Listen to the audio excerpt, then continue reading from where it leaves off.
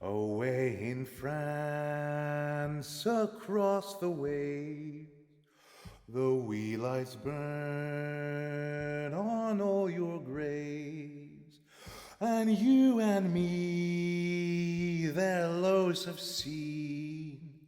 You'll maybe have your Halloween. You're lying yonder across the ways. You're lying yonder across the ways.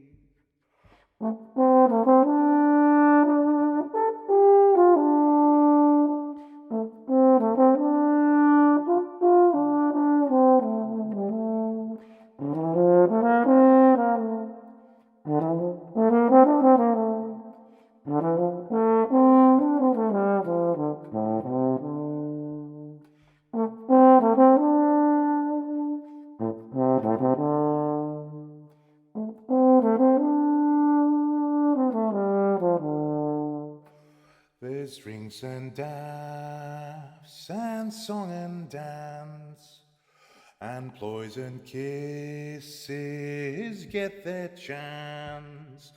But Lachlan, man, the place I see is in your coffin, blessed be, and the lights of Halloween, and the lights of Halloween in France.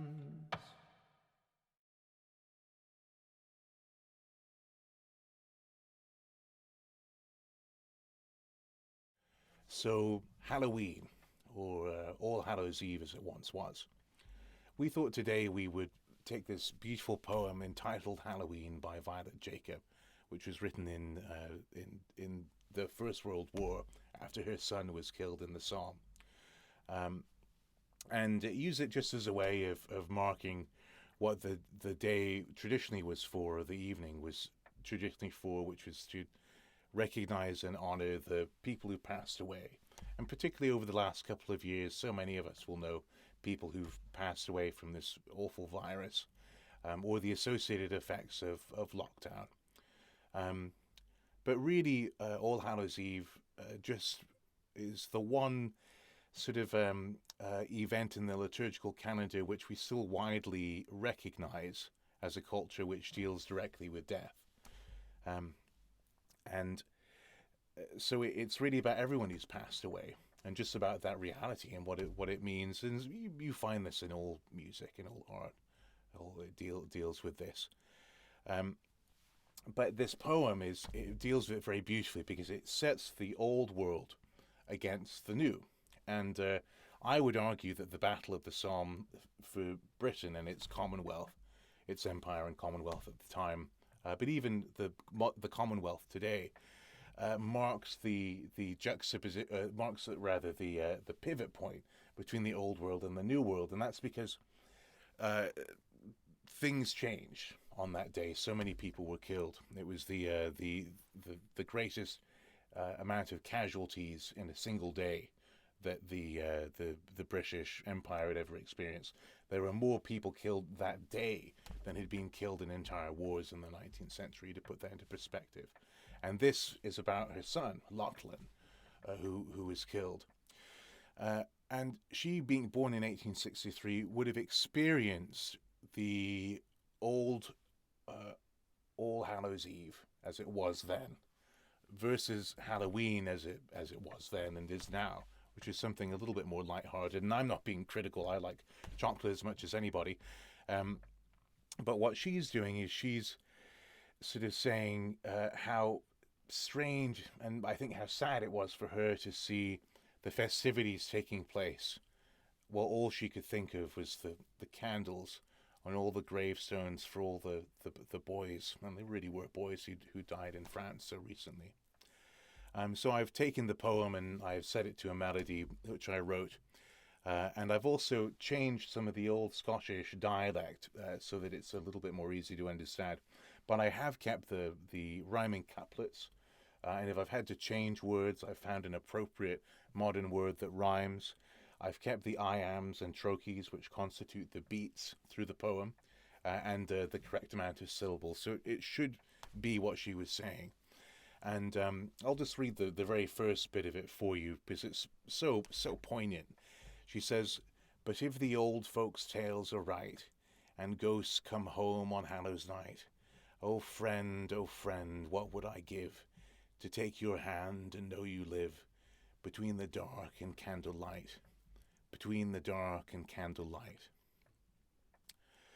So she's speaking there in the most poignant terms you could imagine about the mystery of death and this feeling, this sort of enchanted feeling of Halloween or All Hallows Eve, that just for that moment the dead are just glimpsed dimly through the veil, just for a moment, and she could almost reach out and touch him, which she talks about later, and take his hand. And she says, "Away in France, across the waves, the wee lights burn on all your graves, and you and me their lows have seen. You'll maybe have your Halloween. You're lying yonder across the waves. You're lying yonder across the waves." And then she directly, in the final stanza of the poem, contrasts the sort of frivolities, the fun, if you like, of Halloween versus the reality of her grief, which is what she's experiencing for Lachlan, her son. And she says, "There's drinks and daft." Daft means daft, as in the daft things you do when you drink. And she then says, "There's drinks and daft and song and dance, and ploys and kisses get their chance. But Lachlan, man, the place I see is in your coffin, blessed be, and the lights of Halloween in France, and the lights of Halloween in France."